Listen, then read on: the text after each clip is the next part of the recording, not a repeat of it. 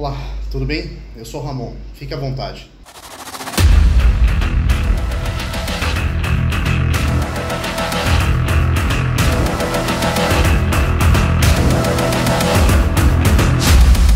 Bom, seguindo aí a sequência de vídeos em relação ao MatchAPIC, eu estou saindo um pouquinho do viés dos assuntos envolvendo dano moral, origem do dano moral, responsabilidade civil e os aspectos que englobam, né, a consequência da lesão à ânima, à pessoa, enfim, para tratar de um assunto global, um assunto envolvendo aí, que não poderia ser diferente, o coronavírus, a Covid-19. E um assunto que realmente surgiu aqui dentro da experiência, né, das áreas que eu atuo, foi a questão do teletrabalho, né? Eu tenho um grande amigo de infância, que está sendo acionado pela empresa que trabalha para prestar os seus serviços em plena calamidade pública, em plena suspensão das atividades em serviços não essenciais. E a sugestão, obviamente, sempre é o teletrabalho no âmbito da prestação de serviço dele, exclusivamente.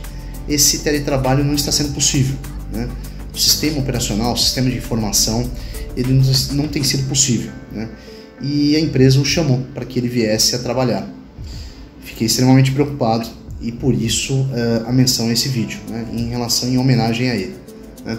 O que diz a medida provisória 927, do dia 22 de março de 2020, o nosso presidente da República, exarada pela presidência da República, no seu artigo 4º dessa medida provisória, que diz o seguinte, no caput, né, na cabeça do artigo, diz o seguinte: durante o estado de calamidade pública, que se refere o artigo 1º dessa medida provisória, o empregador poderá, a seu critério, alterar o regime de trabalho presencial para o teletrabalho, trabalho remoto ou outro tipo de trabalho à distância. E diz mais: para fins dessa lei, dessa medida provisória, considera-se teletrabalho, trabalho remoto ou trabalho à distância, a prestação de serviços preponderante ou totalmente fora das dependências do empregador. Então veja, não tem uma previsão expressa, mas esse artigo, essa disposição, ela fala que a decisão é exclusiva, a decisão de implementação ela é exclusiva do empregador, né? Então, o que há inicialmente, o que há necessidade, e aí já cabe orientação em relação a vocês que nos assistem, que acompanham o MatchAPIC, de um contrato, um novo contrato. Esse contrato ele deve estabelecer, né, é um contrato acessório ao contrato principal do trabalho, e ele deve estabelecer exatamente as diretrizes para esse teletrabalho. Ele tem que ter prazo, tem que ter objetivo, ou seja, tem que ser documentado, tem que ser totalmente documentado. Então esse é o primeiro ponto. Tem que ter uma alteração formal. Não é que eu esteja dizendo em relação à necessidade de se fazer um novo contrato de trabalho, e sim um contrato acessório, um contrato adicional ao contrato já existente, que nós chamamos de contrato principal, né? E essa alteração ela tem que ter informações escritas, tem que ter o consentimento do empregado e, primordialmente, se houver o teletrabalho, esse empregado tem que ajustar, tem que aquecer, tem que aceitar essa alteração em 48 horas anteriores a esse ajuste, a essa afetividade. No caso, muitas pessoas estão me questionando dizendo o seguinte: olha, não sugeriram teletrabalho, pelo contrário, falaram que eu tenho que comparecer à prestação de serviço.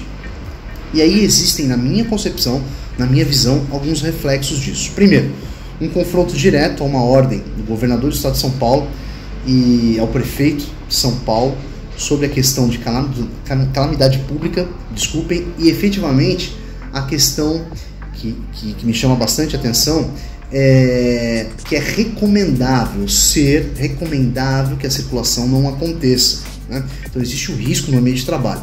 Eu diria mais, inclusive parte também de pessoas que são consulentes em relação ao canal MatchAPIC, em relação ao Ramon que vos fala, em relação a uma postura e um pedido de insalubridade complementar. Olha só, em qualquer local existe sim, qualquer local, seja na casa, seja no ambiente de trabalho agora, existe um risco grave à saúde. E aí, talvez uma concepção,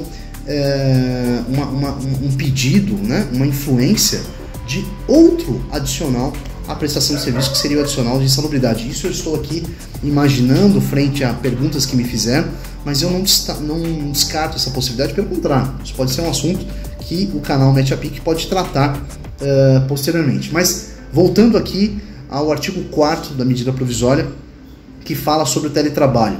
A ideia é que a exclusividade, de novo, a exclusividade da direção, da decisão, seja do empregador, por conta de um princípio, né, de direção que favorece o empregador, ele que toma as rédeas. Então o artigo 4º ele menciona essa situação, dizendo, olha, cabe ao empregador decidir se vai aceitar ou não, se vai imputar, atribuir, direcionar ao teletrabalho, e se ele o fizer, e aí a recomendação do MetAPIC, tem que ter um termo assinado, tem que ter um ajuste prévio com o empregado, cada empregado com 48 horas anteriores, ok? Esse termo de ajuste tem que ter um objeto, tem que ter um objetivo, e digo mais, tem que ter um prazo, pré-determinado. Apesar dessa pandemia não se ter efetivamente um prazo para a solução disso, para a solução, para a vacina, enfim, deve-se ter sim um prazo, e esse prazo, se não for suficiente, tem que ser prorrogado, ok? Então são essas concepções, são essas orientações que eu faço aqui. A minha preocupação é exatamente direcionar a todos os interessados que, se de repente tiver uma dificuldade, procurem o canal, procurem o telefone que aparece aqui nesse vídeo, para que eu possa tirar as dúvidas que de repente fizerem necessárias, para que eu possa colaborar socialmente aí, o canal MetAPIC possa intervir de uma maneira positiva nessa dificuldade que todos, ou boa parte das pessoas estão passando, né?